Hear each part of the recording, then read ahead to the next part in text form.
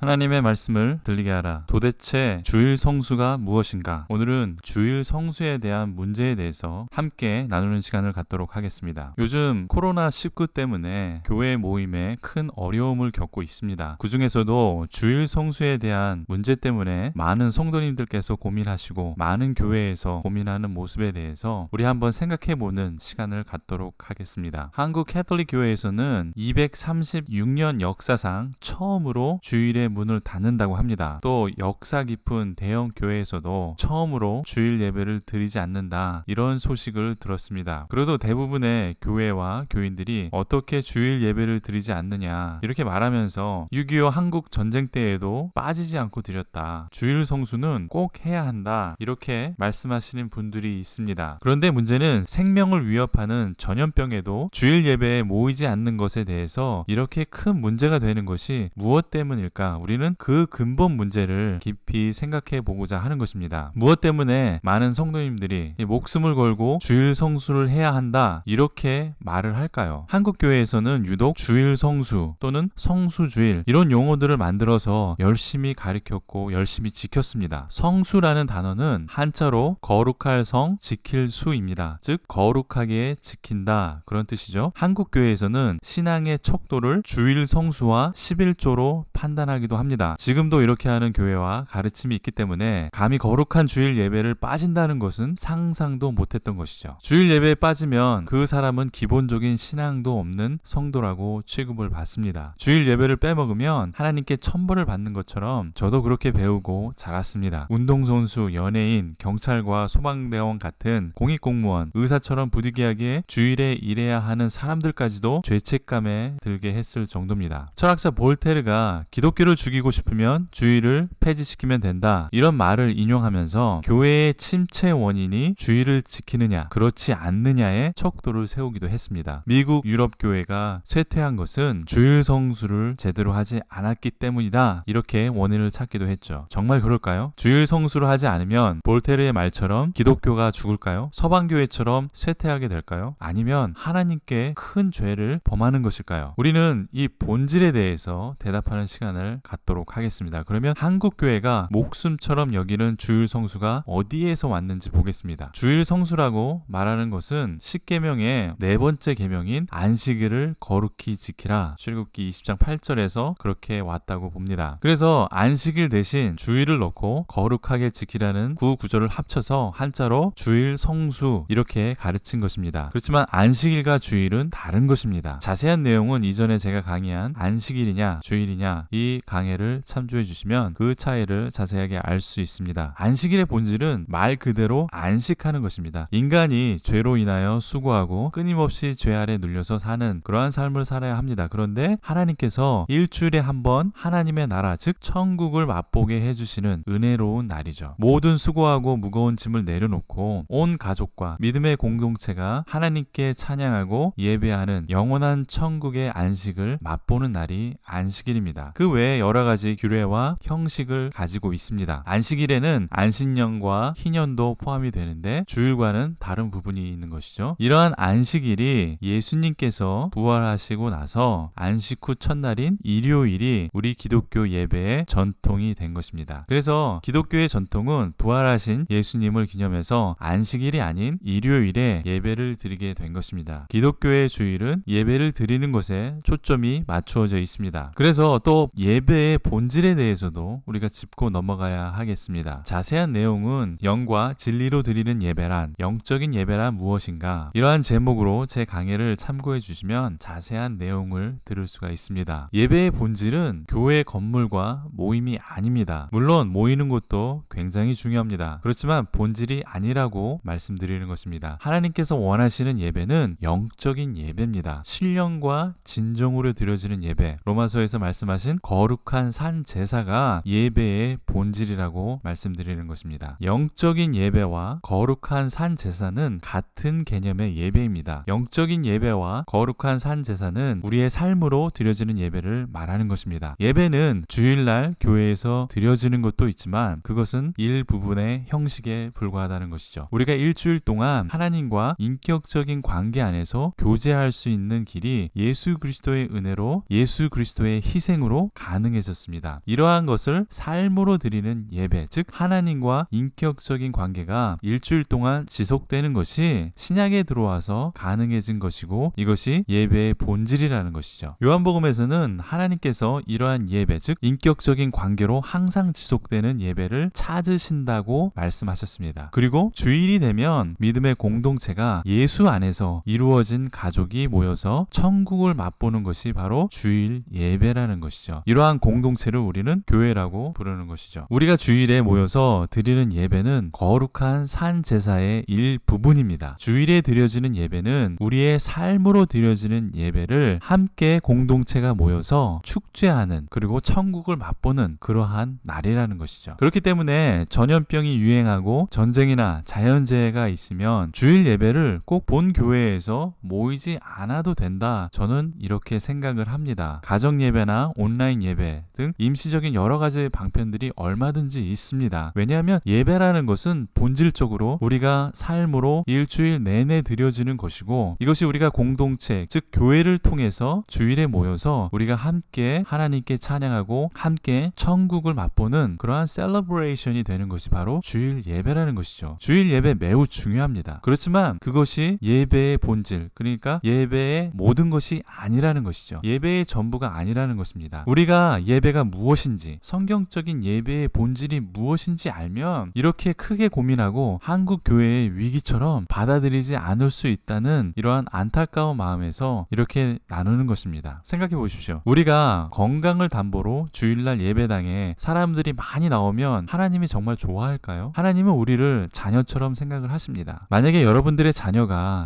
어린 자녀가 전염병에 걸릴 위험을 가지고 학교에 꼭 가야 된다고 생각을 해 보십시오. 어떤 부모가 기쁜 마음으로 학교를 보낼 수 있겠습니까? 저 같으면 정말 우리의 자녀를 사랑한다면, 그래, 이번에는 학교 가지 않아도 돼, 그렇게 말할 것입니다. 하나님도 똑같은 심정일 것입니다. 우리가 건강을 담보로 이렇게 예배에 참석하는 것을 하나님이 기뻐하지 않는다는 것입니다. 등록교회에서 주일을 지키는 것이, 주일을 성수하는 것이 성경적입니까? 웬만하면 꼭 본교회에 가야 한다, 이것이 성경적입니까? 누구 때문인가요? 우리가 하나님 때문에 본교회에 가야 되는 것입니까? 우리가 하나님 때문에 등록교회에 참여해야 되는 것입니까? 아니면 우리의 고정관념 때문인가요? 지금과 같이 부득이한 사정으로 주일 예배 한두 번 드리지 못한다고 교인이 줄거나 헌금이 줄면 그것은 정말 건강한 교회가 아닙니다. 그건 걱정할 문제가 되지 않는다고 저는 봅니다. 건강한 신앙인으로 교회에서 잘 양육이 되어 있으면, 하나님의 말씀으로 섬겼다면 아무런 문제가 되지 않는다고 저는 보는 것이죠. 우리는 주일 성수라는 신율법주의로부터 벗어나야 합니다. 이 기회에 무엇이 성경적인 것인지 살피는 기회가 됐으면 합니다. 마치 불 가운데서 연단된 철처럼 위기 가운데 순수한 믿음으로 연단되는 시간이 되었으면 하는 것이죠. 이 기회에 우리가 정말 예배가 무엇인지 돌아보고, 정말 교회가 무엇인지 우리가 돌아보고자 한다는 것이죠. 지금 유행하는 독감을 이겨낼 수 있도록 함께 기도하길 원합니다. 또 지금 한국 교회와 그리스도인들에게 찾아온 도전과 위기의식을 통해서 더욱더 하나님께 나가는 시간이 되었으면 합니다. 더욱더 성경적으로 돌아가는 시간이 되었으면 합니다. 병과 싸우시는 분들에게 하나님의 치료의 손길과 평안이 함께 하시길 간절히 축원드립니다.